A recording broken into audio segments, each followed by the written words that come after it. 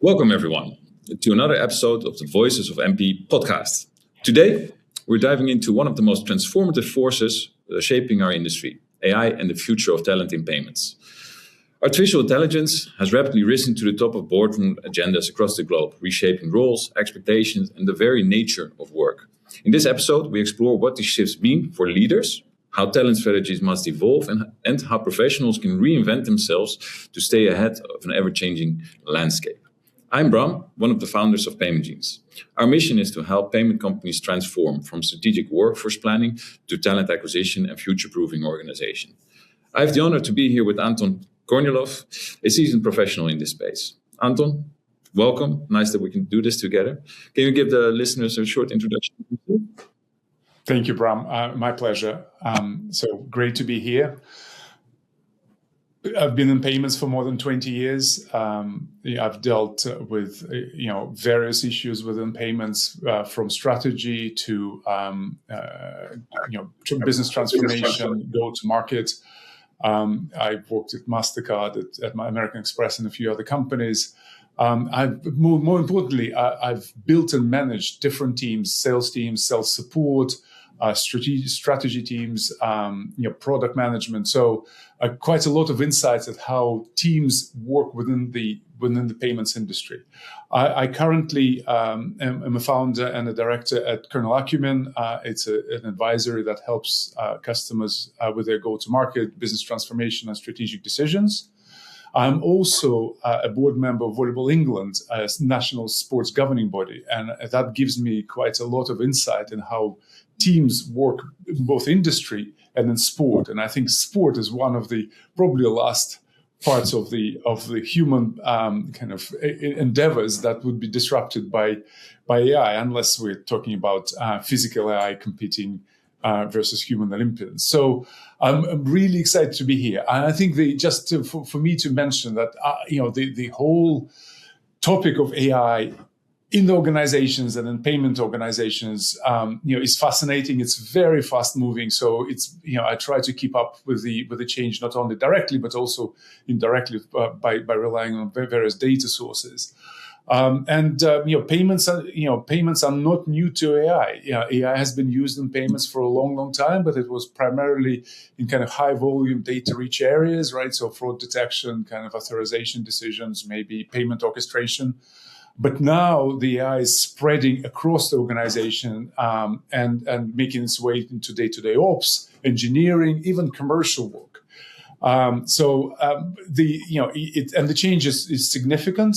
What I'm also seeing that AI came with a lot of promise, but there is a gap. There is a gap between what the promise was so far and what was delivered, and primarily the bits that were delivered were primarily on the efficiency side, but less so on cost reduction or on revenue increases. So that's one. The other one is half of workers, office workers, feel that AI benefits the company more than them. So there's a bit of a gap opening up in trust, and we'll talk about trust and payments later on. So quite a lot of changes, and clearly it's impacting the organizations. It's impacting the way we work. But there are a lot of things to figure out and unpack. So I'm really delighted to be here, Bram. Thanks, Anton, and thanks for highlighting already a few challenges that potential leaders have in this space. And let's dive a bit deeper into that topic, right?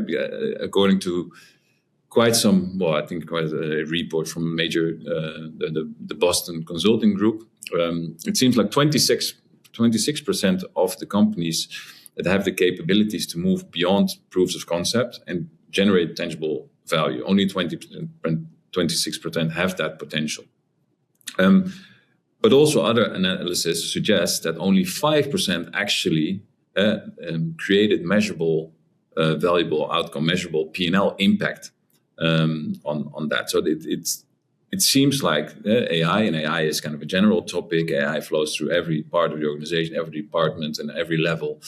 But it seems from a company perspective that not a lot of companies has been able to crack that code, even though a lot of investment is happening in that space. If you like with your experience in all kinds of departments, if you compare kind of a payments organization before AI at scale and after. What moved in the leadership stack, in your opinion, with regards to skills, people, tech, sales, product? What got amplified? What got automated? And where do actually humans create this proportionate value? I think it's a great question. So I think payments is not like any other tech industry, right? So because all industries are a bit different, but the ultimately the key product in payments is trust, right? And this product, this trust, exists in a very complex environment with regulation and supervision, like consumer protection, anti-money laundering, data privacy. There are also big security and fraud pressures, right? So and that's ever increasing. Then some of a lot of payments are irreversible, and so the damage that any wrongdoing or mistakes could create is quite significant. And lastly, the ecosystem is extremely complex, right? So you cannot create value in payments on your own. It's an ecosystem value, and payments is really a team sport. And so this kind of combination means that adopting AI, payments have adopted AI early, right? So, but as AI moves into various parts of the organizations outside of more technical scope, it's being done reasonably cautiously and trying to build the guardrails to preserve that trust. And so what I'm seeing on the impact on the type of work that people are doing is AI is moving from providing scores and creating clever models to actually helping people do work, right? So operational day-to-day work, customer support, disputes, and other kind of things. From product, AI is moving into engineering. So more and more engineers are using AI to create code, refactor code, do the tests. And then the next frontier is agentic AI. And I'm not talking about agentic payments, everyone is talking about that, but actually agents doing work within the organizations, kind of gathering data, opening tickets, drafting outputs, and so on and so forth. So there are quite a lot of changes in that regard. And as we think about where AI is moving, it's moving into probably what we would perceive as more kind of human-driven areas, like account management, relationship management, partner interactions, marketing, thought leadership.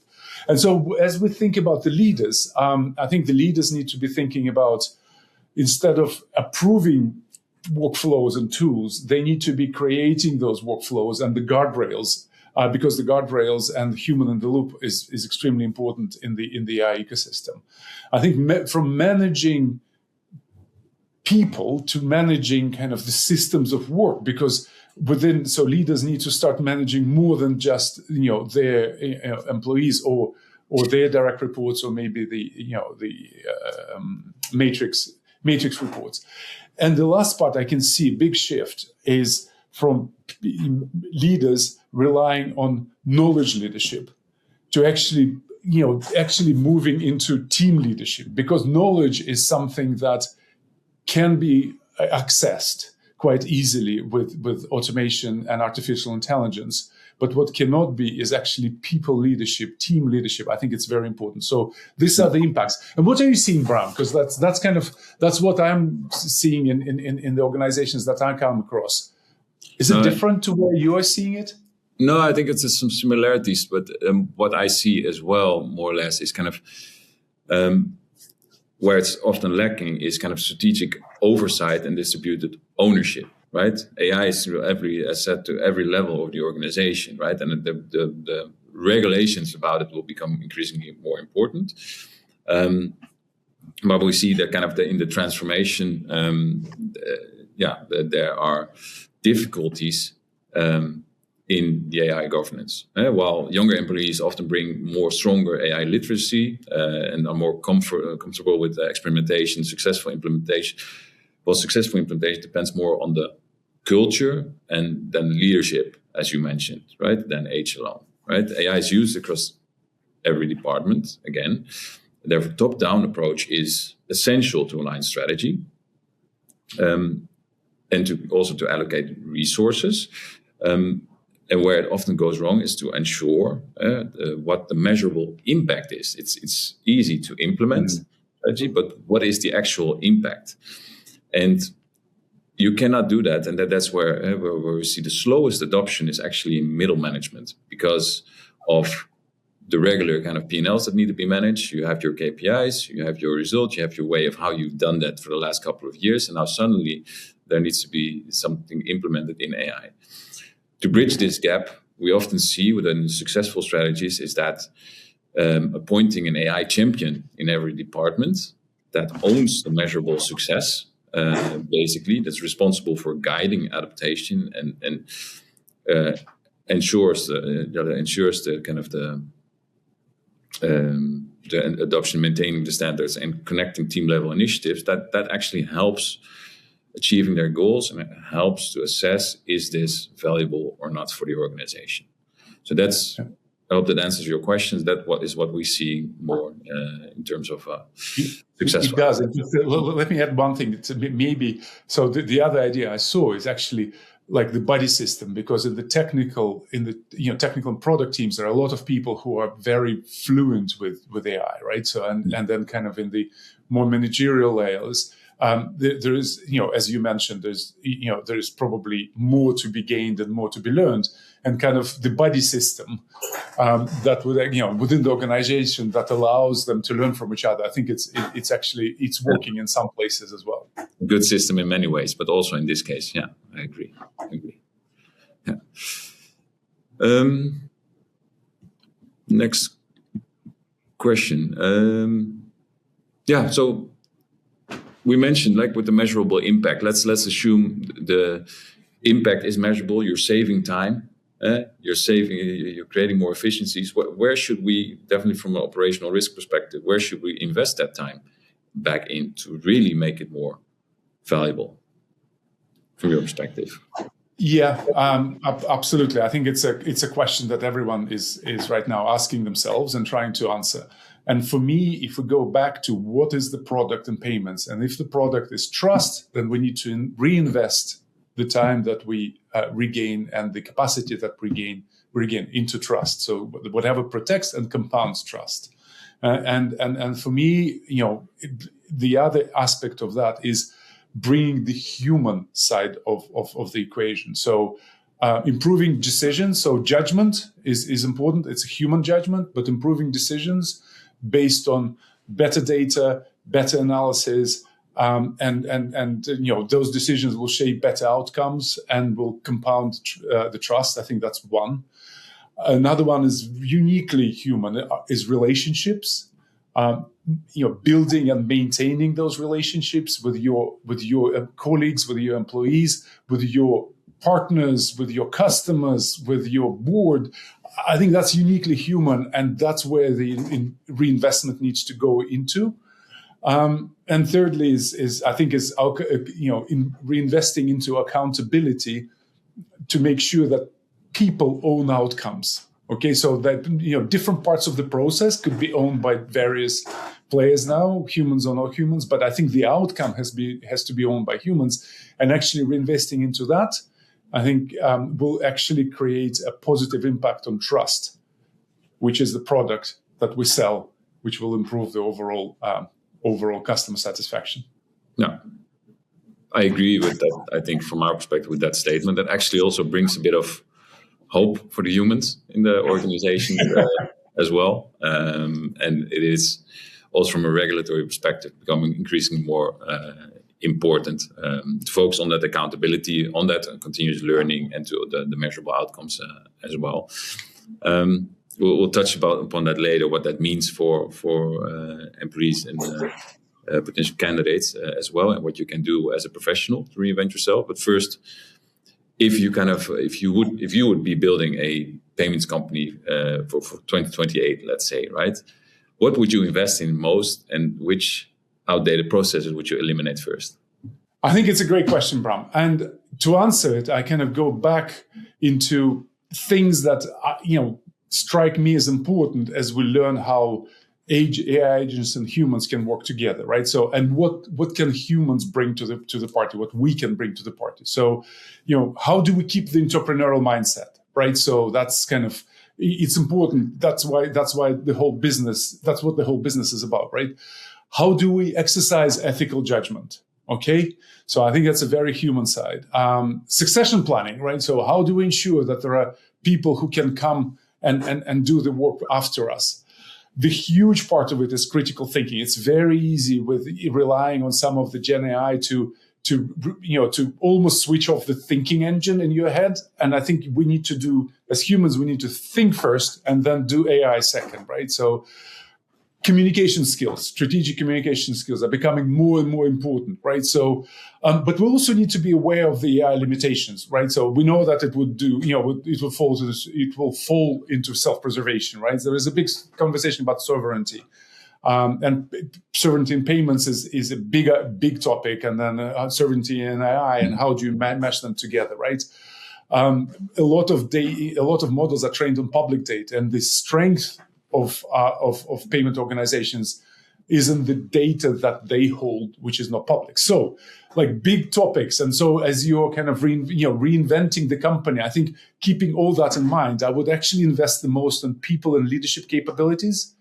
Right, so make sure that we humans, we managers can lead, right? Which sometimes we forget how to do it and how to deliver trust and hope for the employees. I think then we need to keep humans accountable for customer impacting decisions, and if you not only customers, like humans need to be accountable for whatever they need to then defend in front of regulators, customers, partners. So that's another part that in the design. And then for me, again, back to the team sport analogy, I think AI gives us an opportunity now to redesign processes and flows which are not efficient. And so let's not try to tweak them. I think it's an opportunity to change them fundamentally. And again, those are the three things I would actually target. Bram, are you seeing something similar, or is it pretty consistent with? No, it's pretty consistent. If you look at the future and what we see in terms of, we see a couple of things, right? First of all, I think it's important to mention that in successful companies that adopt AI, culture eats strategy for breakfast. Right? If you can embrace a culture of AI adaptation, that's crucial for success, and that has been with every trend and every change and every kind of to adapt it in your culture is important. It's not easy, but it needs to be read consistently throughout the organization. Second of all, I think new roles are emerging: AI product managers, AI governance, increasingly important, as mentioned before. AI governance and compliance specialists as well, but also automation architects and much more. So these are new types of roles that are existing that did not exist 3 or 4 years ago, right?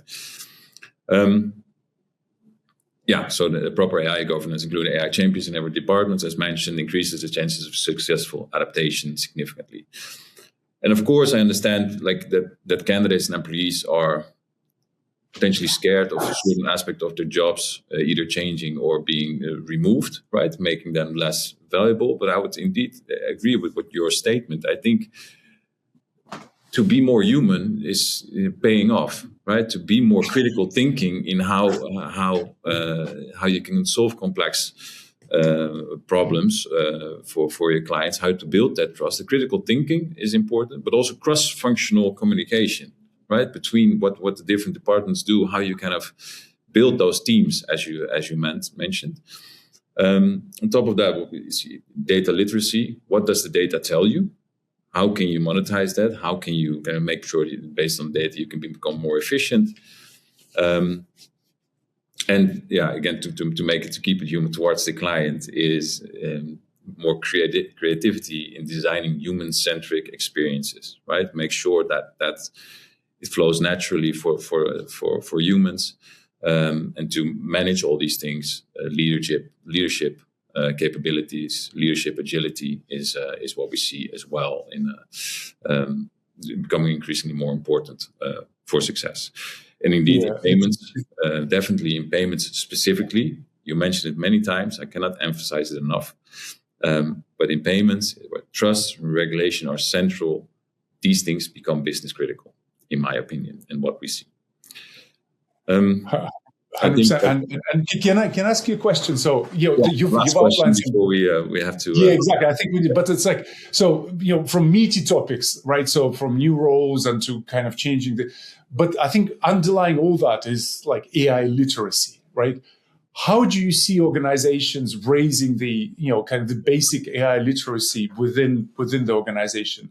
What are the best practices in addition to the creation of new roles and potentially hiring new talent? I think still, as mentioned,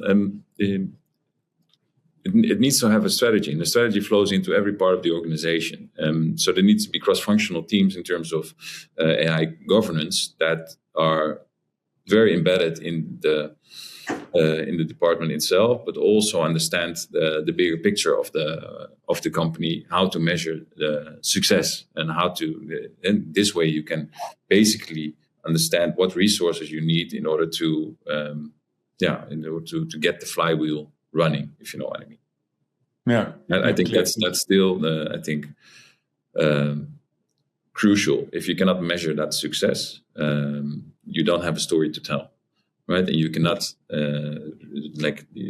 not make sure that the times saved can be invested in the relationship and the human element of things. And the human element is, next to AI, becoming increasingly more important to build trust. Thank you. Hope that answers your question. We're out of time, unfortunately. Yeah. Great conversation, though. Thank you, Anton, for being here with me. We will also be both on the payments, the People in Payments panel during MPE. Looking forward to see you there.